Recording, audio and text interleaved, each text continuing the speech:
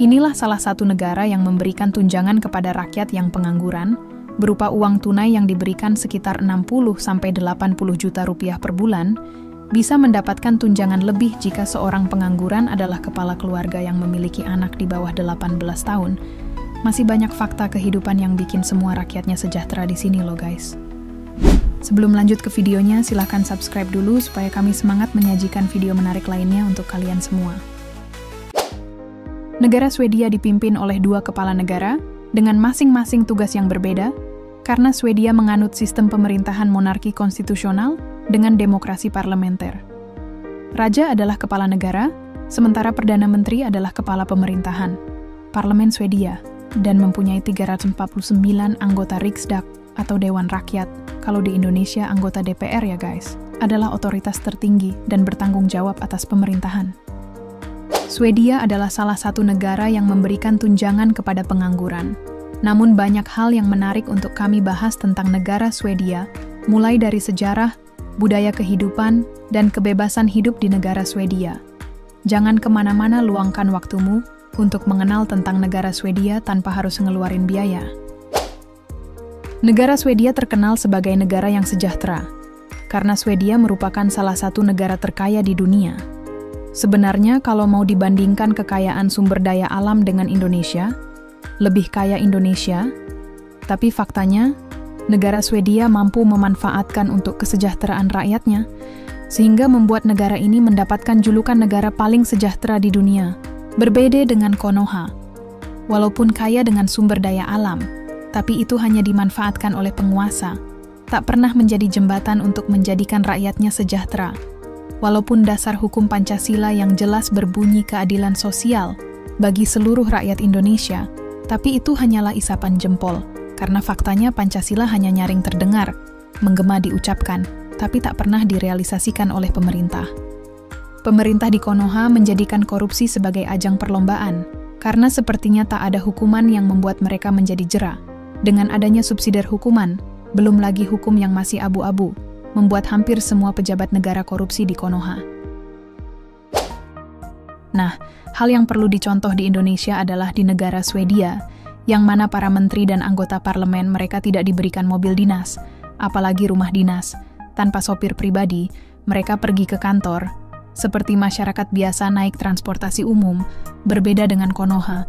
Walaupun rakyatnya banyak menderita, tapi para menteri dan anggota dewan, katanya wakil rakyat, tapi nyatanya hanya menjadi beban buat rakyat. Karena faktanya rakyat harus membayar pajak mahal demi mengurus mereka untuk hidup mewah, fasilitas mewah, gaji tinggi, tapi urusan korupsi tak pernah bersih. Di Swedia pejabat negara dilarang hidup bermewah-mewahan. Kalau sampai itu terjadi, akan menjadi berita trending topik di negaranya. Mereka bekerja, tidak boleh pakai mobil, pakai bodyguard, ataupun sopir. Jadi seperti bumi dan langit. Kalau mau dibandingkan dengan pejabat negara di Konoha, yang jelas semua kemewahan difasilitasi dari uang negara, coba deh Indonesia menerapkan hal ini pasti akan menghemat hingga ratusan, bahkan ribuan triliun yang kemudian bisa digunakan untuk kesejahteraan rakyat. Negara Swedia memiliki aturan yang unik terhadap prostitusi. Negaranya melegalkan bagi penjual diri atau pieska, tapi ilegal bagi pembelinya. Waduh, gimana dong nih ceritanya?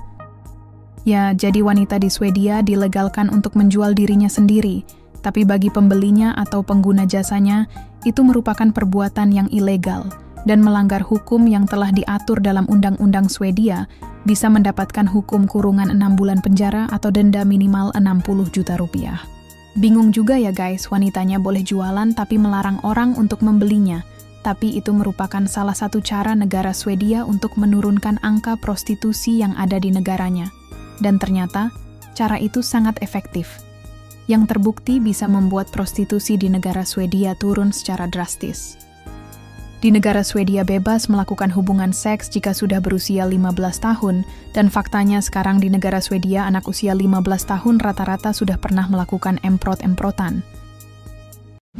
Di negara Swedia memiliki jenis hiburan yang tak biasa, yaitu tari telanjang. Bahkan sudah dilegalkan karena dianggap sebuah seni dan hiburan untuk rakyat yang dewasa. Dan pertunjukan ini biasa dilakukan di bar atau klub malam. Dengan profesi tari tanpa busana, Mereka bisa mendapatkan uang dari saweran puluhan juta, bahkan ratusan juta rupiah untuk sekali pertunjukan, dan hal ini dianggap pemerintah Swedia lebih layak dibandingkan bekerja sebagai pieska.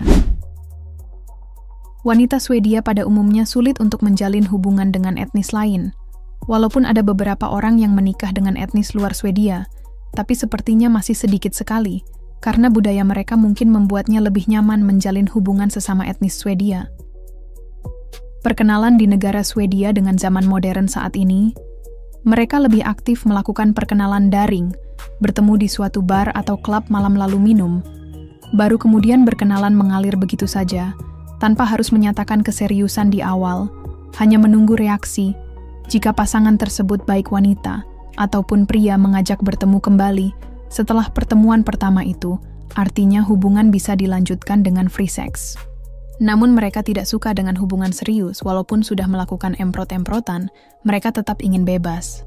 Karena wanita di Swedia jika sudah membuat kesepakatan untuk keseriusan hubungan, maka mereka akan setia dan wanitanya pun tidak mau si pria punya wanita lain. Saat pacaran di Swedia, pada umumnya mereka akan membayar barang belanjaan dengan individu secara mandiri. Jadi tidak ada keharusan pria membayar belanjaan si wanita. Nah, setelah menikah pun mereka akan melakukan hal yang sama. Barang yang dibeli bayar masing-masing apa yang dibeli pria, dan apa yang dibeli oleh wanita. Tapi ketika bercerai, maka barang yang dulunya dibeli masing-masing itulah yang dibagi mana milik pria dan mana milik wanita. Jadi semua rincian belanja mereka menyimpan atau menulis kembali apa saja barang mereka untuk dijadikan bahan bukti bahwa itu barang pria atau wanita. Biaya kehidupan di Swedia masih terbilang relatif murah dibanding negara lainnya, seperti Swiss yang sangat mahal. Walaupun biaya kehidupan terbilang murah, tapi gaji tidak perlu diragukan lagi ya guys. Seperti gaji guru TK saja, di negara Swedia itu sekitar 50 juta per bulan, tapi itu belum dipotong pajak, jadi mereka hanya menerima sekitar 38 juta rupiah setelah dipotong pajak, karena di Swedia, semua yang memiliki penghasilan wajib membayar pajak, dengan kisaran 25% sampai 50% tergantung penghasilan. Di Swedia, toilet laki-laki dan perempuan itu digabung. Dari 21 negara yang aku kunjungi, ini adalah culture shock paling shock. Jadi hampir semua toilet umum di Swedia untuk laki-laki dan perempuan itu digabung. Karena Swedia merupakan negara pelopor kesetaraan gender, jadi perempuan dan laki-laki itu sudah dianggap sama. Tapi aku nggak expect kalau toiletnya juga bakal sama. Toilet umum Swedia itu bersih guys, tapi dipakai bersamanya itu yang terus terang mengejutkan. Kalau ruangan toiletnya ada satu, terus gantian, oke lah. Tapi kalau satu ruangan toilet ada beberapa bilik di dalamnya, itu yang bikin shock. Karena biasanya cewek itu kan di kaca mau sisiran, touch up makeup, tapi di sampingku ada cowok. Mau nggak mau? Ini bukannya protes ya. Negara kan punya kebijakan masing-masing. Aku cuma mau menyampaikan experience-ku sebagai turis di Swedia. Juga tambahan informasi untuk siapapun yang mau ke Swedia, jangan kaget.